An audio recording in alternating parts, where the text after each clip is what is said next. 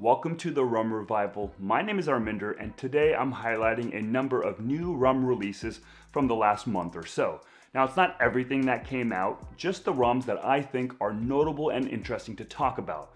And these aren't necessarily available everywhere in the US right now. Some of these have only just come out, so it might take a few weeks before they're available throughout the country, but keep an eye out. Let's start off with what I think is probably the most newsworthy release of the batch, and that's Mount Gay Single Estate Series Release 1. Now, this is the first in a new annual series by Mount Gay where the rum is made from molasses produced from sugarcane that they grow on their estate. So why is this a big deal? Well, because most molasses-based rum producers in the Caribbean don't use their own molasses or grow their own sugarcane. Instead, they often source bulk molasses made in different countries, usually from outside the Caribbean.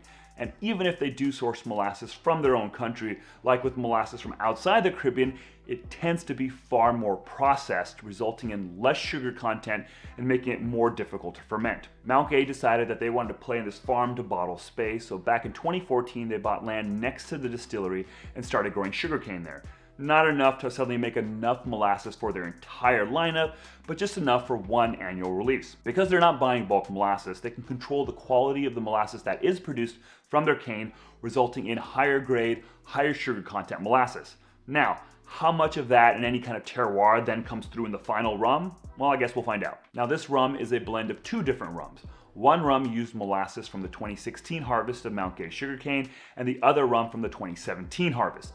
For both, fermentation lasted 9 days, which is fairly long by Mount Gay standards. When it comes to distillation, both rums are 100% pot distilled, unlike Mount Gay's core range, which is a blend of pot and column. The 2016 vintage was aged 6 years in ex-American oak, and the 2017 for 5 years, also in ex-bourbon. Now, these rums were blended together and then bottled at 55% ABV. A total of 4,002 bottles have been released globally, with about 1,200 for the US. Of course, the elephant in the room is the price tag, $400, which for a lot of people is just way too expensive, period.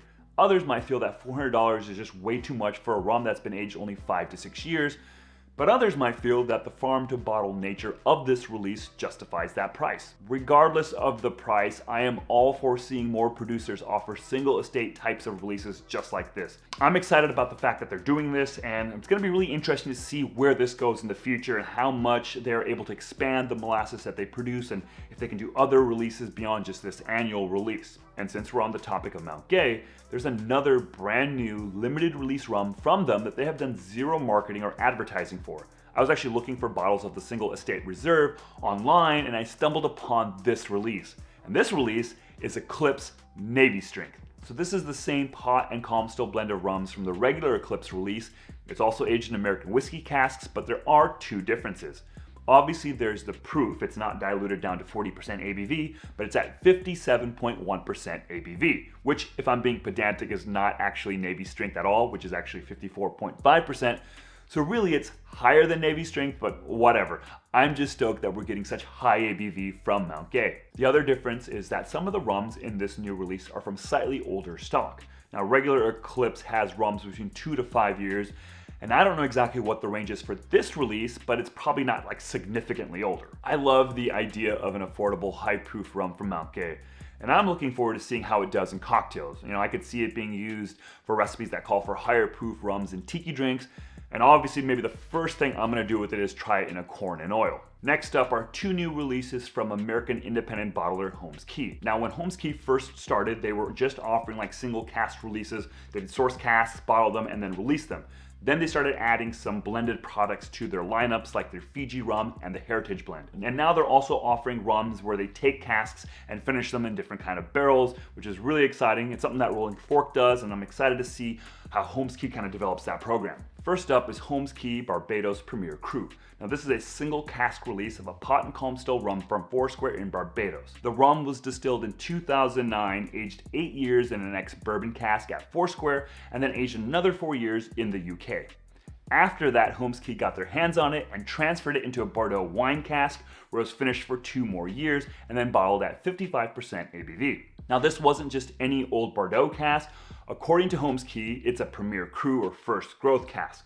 So real talk, I actually had no idea what any of that meant, but thanks to the internet, I now know that it actually means it had some really good wine in it. There's a whole classification system for Bordeaux wines, and first growth or premier cru is like the best. The second release is the Trinidad 2012 11-year rum. Now this is a super interesting rum. It actually comes from 10 Cane Rum Distillery in Trinidad, which is now defunct. See, the distillery was built in 2003, the rum was sold starting in 2005, but production ceased in 2013. Now we're starting to see a few independent bottlers get their hands on the remaining stock of 10 cane and then sell it. Now this release is a pot still 100% cane juice rum that was distilled in 2012. It was first aged 4 years in ex-cognac casks within Trinidad, then 5 years in the UK in ex-rum casks, and then a final 2 years in New York when Holmes got their hands on it. All total, that's 11 years of aging, and it's bottled at 59% ABV. I think it's kind of interesting that there's now a second defunct distillery from Trinidad that independent bottlers are releasing rum from. You know, obviously there was first Coroni, and now there's 10 cane. I don't think like 10 cane is gonna have quite the same level of like buzz and hype that like Coroni has, but who knows, only time will tell. Next up, we have the arrival of Rum Bologne here in the US. Now this is a brand and distillery from the islands of Guadeloupe within the Caribbean. So Bologne is actually the third largest agricultural producer on Guadeloupe and is one of the oldest operating distilleries there as well, having been around since 1887. I think this might be the third brand from Guadeloupe that we're getting here in the US after Damoiseau and Pierre Labatt, and it's being brought in by Ed Hamilton of Hamilton Rum fame. So far there are two releases. First one is the Rum Bologne Blanc, which is obviously an unaged rum agricole. It's bottled at 50% ABV in a 1 liter bottle for $45. And the second release is the Réserve Spéciale. This is a blend of black and red sugarcane varietals that have been aged a minimum of 4 years in ex-cognac casks. Now this one is bottled at 42% ABV and priced at $150 for 700 milliliters. Now to me, this is kind of a big deal to get another rum agricole brand in the US. I'm actually looking forward to kind of comparing the Blanc to all the other rum agricole Blancs that are available in our market. And actually on that topic, one of the video ideas that I've had for a while now was maybe doing like a tournament style blind tasting of all the rum agricoles from Martinique and Guadeloupe and then seeing, you know, which one is like the best. Does that sound interesting at all? Let me know. Next up, we have a new collection of releases from KoHana out on the island of Oahu in Hawaii. This is their 2023 Hawaiian Heirloom collection. Now, KoHana grows 34 heirloom varietals of sugarcane on their farms in Oahu, and typically their releases just feature one varietal at a time. This collection does things a little differently by actually blending together all 34 sugarcane varietals for all 4 releases in this collection. First up is Kea, which is their unaged expression, bottled at 40% ABV and priced at $50 for a 375 milliliter bottle. Now, KoHana's 40% offerings are plenty flavorful, but I do wish this actually came in at 50% ABV because I am one greedy little boy. Then there's the KoHana Barrel Select. Here the blended rum is aged in second use American oak barrels and bottled at 45% ABV and priced at $65 for a 375 milliliter bottle. Then there's the cask strength Kila, which is aged in an ex-bourbon cask and bottled at 60.5% ABV and priced at $100 for a 375. And lastly, there's the Koa, which has been aged 5 years in an ex-bourbon cask and then finished 8 months in Hawaiian Koa wood. Now, Koa wood can impart these exotic wood spice notes and molasses sweetness. Now, this release is bottled at 50% ABV and it's $200 for a 375. So I'm pretty sure that a number of these 34 varietals haven't been released yet as like a single varietal release. So this will be one of the first opportunities for a lot of people to try, well, their whole lineup of cane, I guess. Now, does 34 cane varietals in one rum seem kind of chaotic? I guess there's only one way of finding out. I could crack this open right now and try it, but it is like 6 in the morning while I'm recording this, so yeah, I'm not gonna do that. Oh, and the other thing is, you might not be able to pick it up here on the camera, but on the back, there's this illustration of cane fields and the nearby mountains that have been etched into the glass. It looks really, really nice. Next up, we have 3 new releases from Lemison and Vellier, and first up from Jamaica is this big boy right here. This is the Hampden 8 Marks collection. Now, this is a rum nerd's dream come true. Now, marks are the unaged distillates that a distillery produces and which are used to create all their commercial releases. So this is a collection of all 8 of Hampden's marks or distillates. They're each in 200 milliliter bottles. They're all unaged and they're at 60% ABV. I'll give you a little look-see-loo here. Boom. Now, besides just sipping through these rums, it comes with this really cool, informative little sheet here that has so much detail about what marks are, about Hampden's production process, like the raw materials required for each mark, how long fermentation is for each mark, and it also goes into esters. Now, if you're wondering what an ester is and how these marks actually taste, I did a video on this release itself. You can check it out here. I taste through all of them. I get into a lot of detail about Hampden's marks, their production process. and I spent a lot of time making it, so please do check it out. I think this is one of the most incredible rum releases maybe ever, particularly from like a rum education point of view. I wish like every distillery would offer this level of deep dive into their rums. Like I truly appreciate the transparency here. So you can sip through all of the bottles that are in here and they're great and they're fantastic, but you don't have to just stick to that. You can actually take them and make drinks with them. In fact, I actually made a daiquiri that had equal parts of all 8 of the marks and it was fantastic. And the next release from La Maison and Bellier is El Amparo, an unaged pot still cane juice rum from the city of Hippie in Ecuador. Now it's made by Carlos Barrique Zorisha, who owns and manages his family's distillery, and Carlos's family has been doing this for like 3 generations. The rum is made from the Cubana Negra cane varietal, it's hand harvested, and the cane juice is wild fermented with the ambient yeast around the distillery. Now fermentation lasts between 5 to 7 days, and it's distilled on a copper batch still and bottled at 57.5% ABV. So La Maison and Bellier brought us the spirit of Haiti Clarins, and so naturally my mind goes to and hopes that this turns out to be as full of flavor and personality as those were. We shall see. So I had my first cane juice spirit from Ecuador earlier this year with the release of Puro de Cerrales.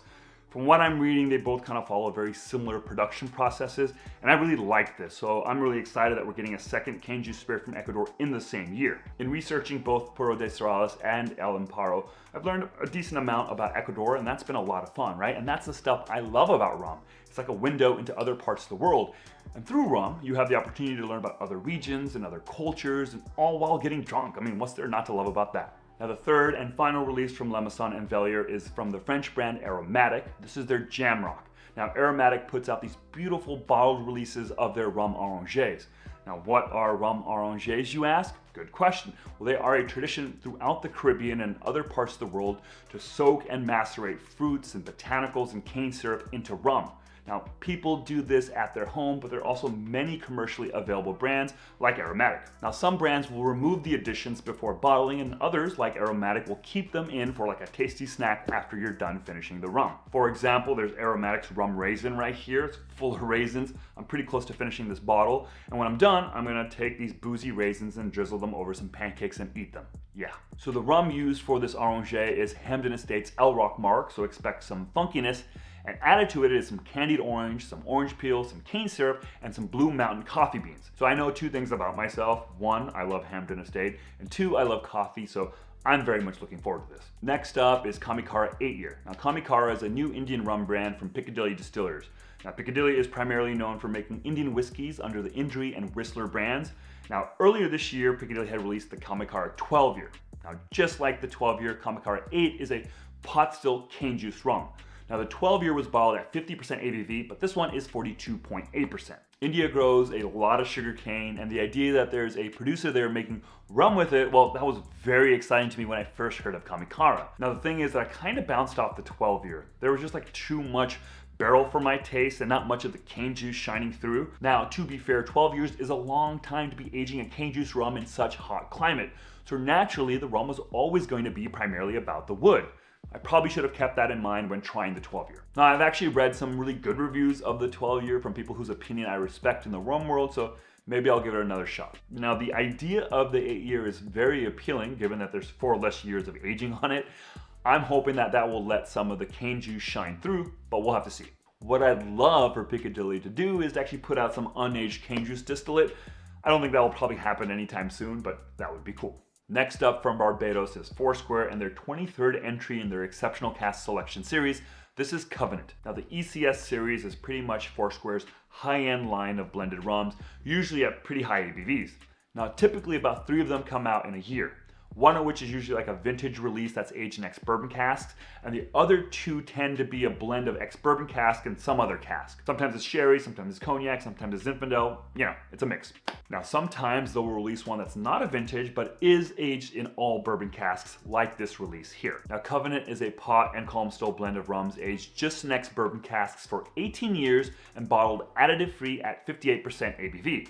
And I'm pretty sure 18 years is maybe the oldest age statement, not only on any ECS series release, but probably from any official Foursquare release period, I think. I'm sure there are older third-party bottlings, but when it comes to being released by Foursquare, I feel like this is it. Next up are 2 cask finish releases from El Dorado and Guyana. There's the El Dorado 18-year bourbon and cognac casks, and the El Dorado 18-year bourbon and sherry casks.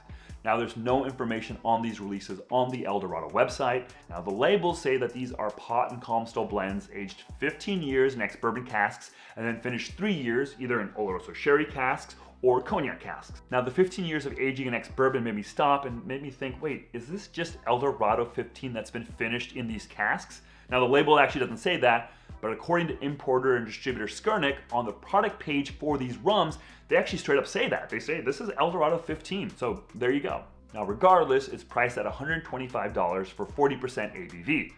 Hey, DDL, come here for a second. Would it kill you to, I don't know, bottle these things at 43% ABV? I mean, $125 for 40% ABV? Come on, guys. Honestly, at this point, I'll even just take 41%. I'm not even being that picky. Just give me the 41. Just show me that you care. Now the last release here is from Venezuela. It's the Santa Teresa 1796 Speyside. This is the first in Santa Teresa's new cask finish series. It takes the standard Santa Teresa 1796, which is aged using a Solera method, and then finishes it for 13 months in whiskey casks from the Speyside region of Scotland.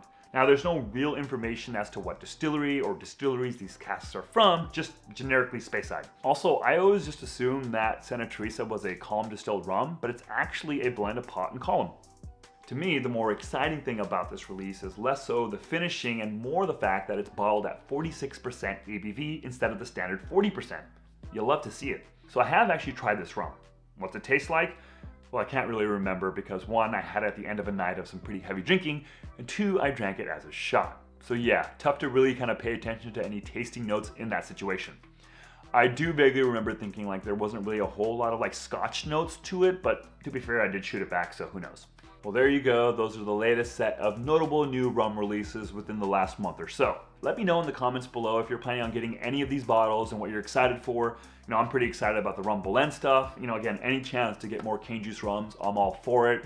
I'm intrigued by the Mount Gay single estate release, and of course the Jamrock. Love Hampden, love coffee, so very excited about that. So yeah, there's a lot here, and it's gonna be a pretty expensive month. Thanks so much for watching. Catch you next time. Cheers.